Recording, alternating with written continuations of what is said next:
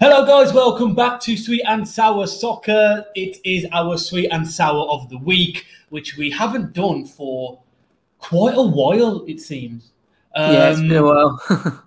It has. Guys, we are changing the format of this. In the past, it was more of like a news program. Even I was bored doing it and watching it back. And I didn't want to. So now it's just going to be a general discussion. The same similar format where we just bring news of notable events of what's happened in the previous week, both on and off the pitch. Scott, I think there's only one place to start, and that's Derby.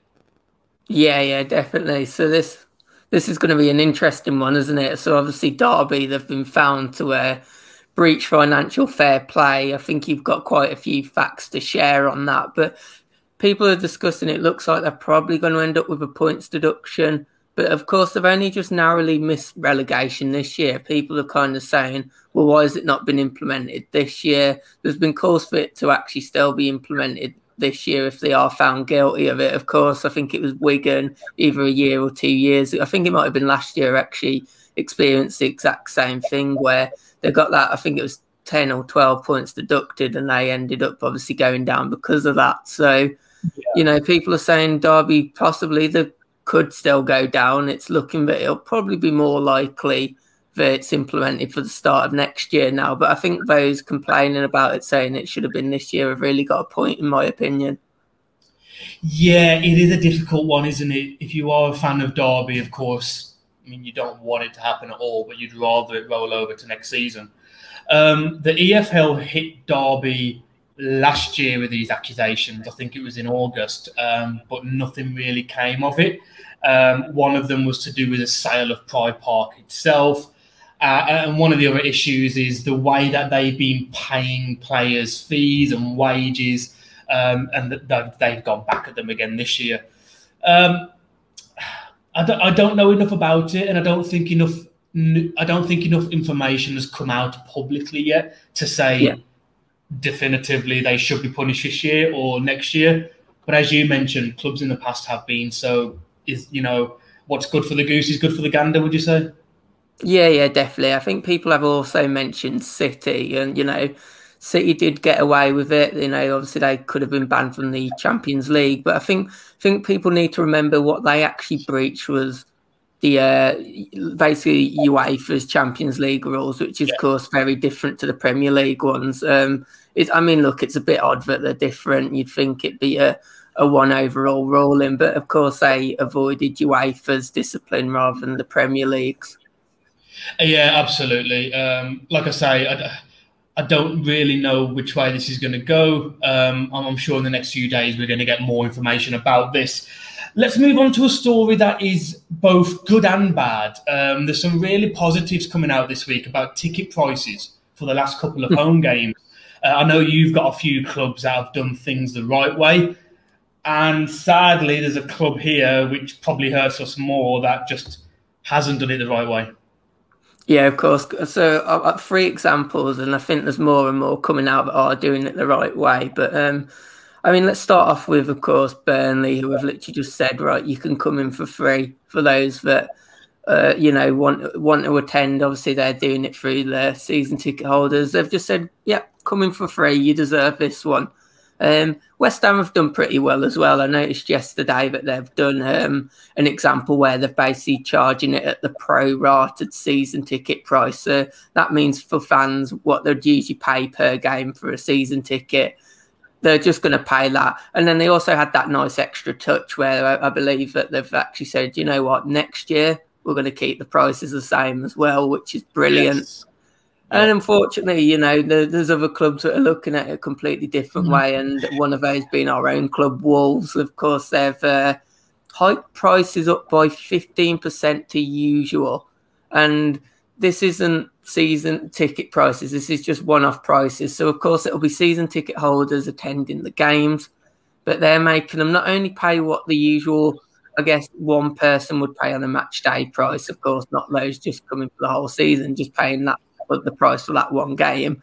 They've also inflated it by an additional, it worked out to around 15%, which, fans are very concerned. Is this going to be what's to come? I mean, it's one of them.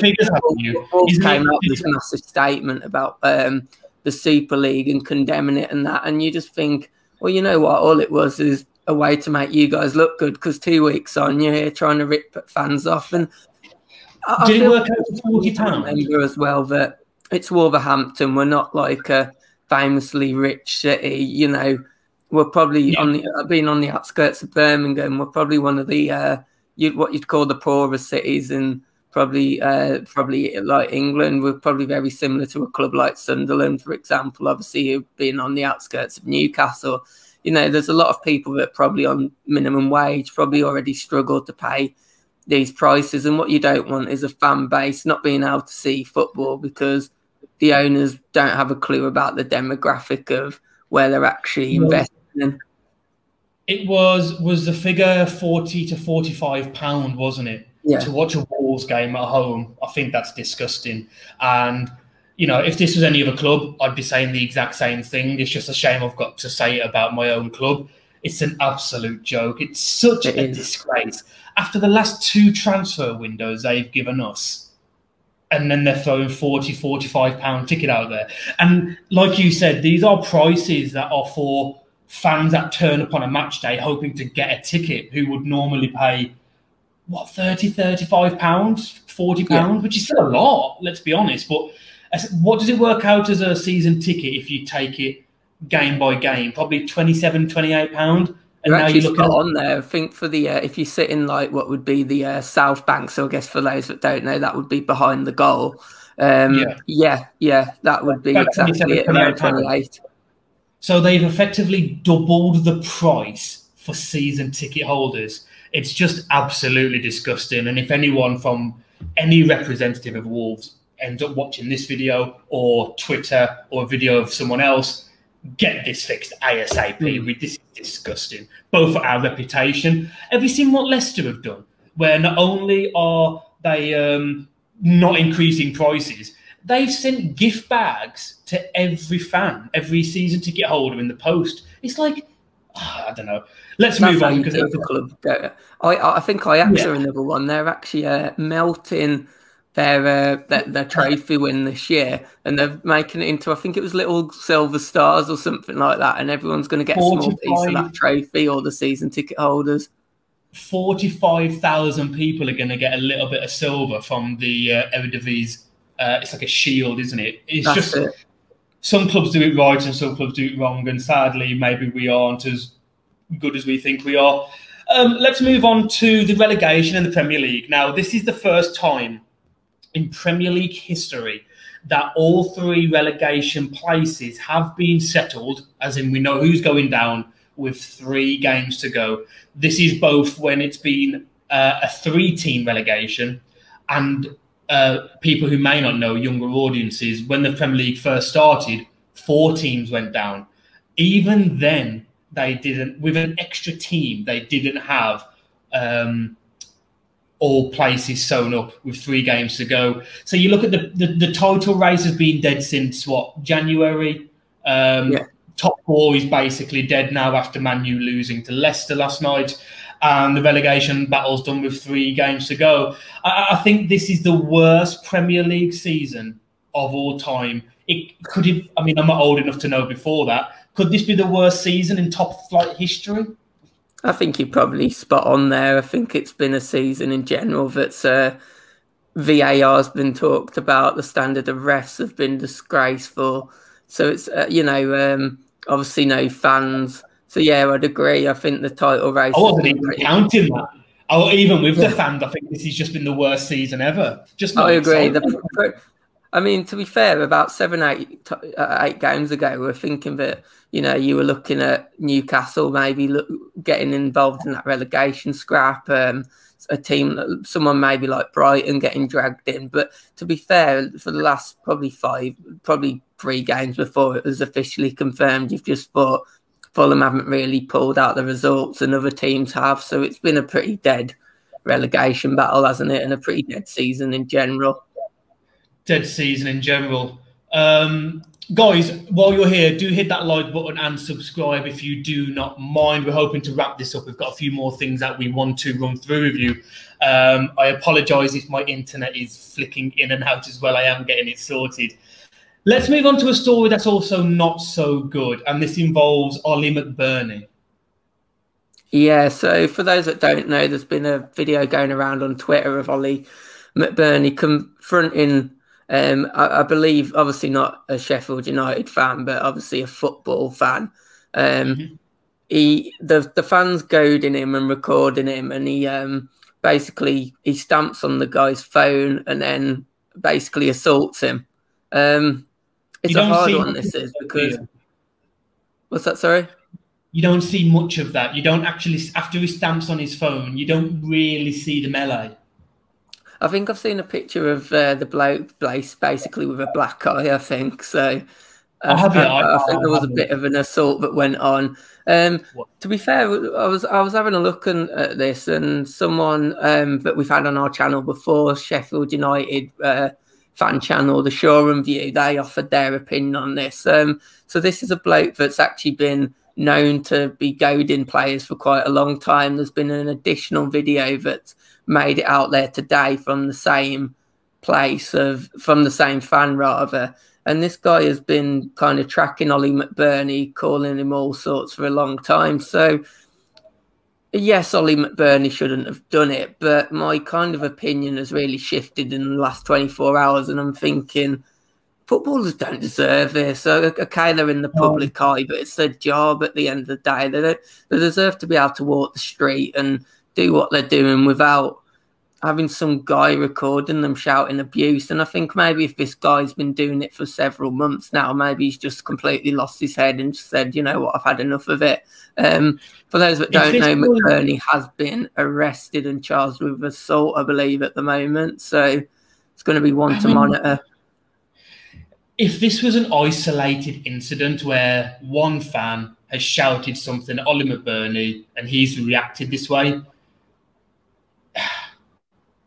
you could almost argue, I wouldn't go as far, but you could argue that he's then way out of line, because no footballer still deserves that abuse. But if some guy has been maybe tracking where he lives, where he walks, if he's got a dog, what bars he goes to, where he gets his hair cut, you know, if he's been just driving past him constantly, week after week, goading him, shouting insults, if this was a normal man, this wouldn't even enter the local paper. You know, it wouldn't be on the Metro or the fucking Gazette. No one would care. But because it's a Premier League footballer, it is a shame. Something's got to be done about it. We've done videos in the past of all the online abuse of with Twitter and Facebook and things like that. You know, you can't let this fan get away with it. Isn't it almost a bit like a stalker? You can get in trouble for that. So that's it. That is it. Yeah. Let's move on to our last story, which is well, it's come out yesterday after the result of Man United losing 2-1 to Leicester. This is just a bit of a funny story. I'm not going to take too long. Trevor Sinclair's saying that Man United should be docked 6 points because they field a weakened side, as though it's never happened in the history of football before. Liverpool fans have been calling into every radio station saying, oh, they purposely got the game abandoned and let thousands of fans on the pitch so they could... Liverpool should be worried about losing to Burnley, drawing to West Brom at home, drawing to Newcastle at home, losing to Southampton, not worrying about Man United. Yeah, exactly. That's the exact point. I think, you know, if they hadn't wasted those results, they wouldn't be so bothered about United playing a weakened team. I think there was an old ruling against this, which has now been abandoned. So, you know, I don't really understand where these claims are coming from, because, you know, they're bringing up rules which aren't even in the book anymore. And even so, you've never seen points deducted. You've seen fines before. I think as Wolves fans, we once got it for playing a weakened team against United. I believe that might have been in the cup though, but that rule in general now has gone. So, you know, teams can play the side they want. At the end of the day, United have secured European football. They've secured second place and they've got their eyes on other things. So, you know, especially with the Europa League final coming up. So at the end of the day, you know, it's one of those where if Liverpool had got the results, and they wouldn't have to be sitting around complaining about this, would they? No, exactly. You know, people should look after what's going on in their own homes, more importantly. Let's finish on one quick story that you mentioned to me just before we did the recording of this, which I don't know anything about, but it's quite funny as to it can sign us off. Yeah, definitely, guys. So this was just a quick one that I saw today, and it made me laugh. So Plymouth Argyle, they've been offering COVID vaccines actually at their local, obviously their football stadium. So there was a story that's come out that basically what happened was there was a queue for the COVID vaccines, and people thought they were queuing anyway for the COVID vaccine. And then it turned out what they were actually doing was queuing for the season tickets for next year. So basically they ended up standing in this line for God knows how long to get to the front and be like, oh, you're here to purchase your season ticket? Like, oh, no, we're here for the vaccine. So, yeah, just a light-hearted one to finish there for those that have stuck around this long. Imagine standing there for like an hour and a half, and then at the end of the lines, not only do you not get an injection, someone's asking you for 200 quid. I thought that was brilliant, and it's just a nice story to finish off with. Send us out anyway. Let's go. Yeah, as always, guys, please hit that like button, subscribe to the channel, and we will see you on the next one. We will indeed. Take care.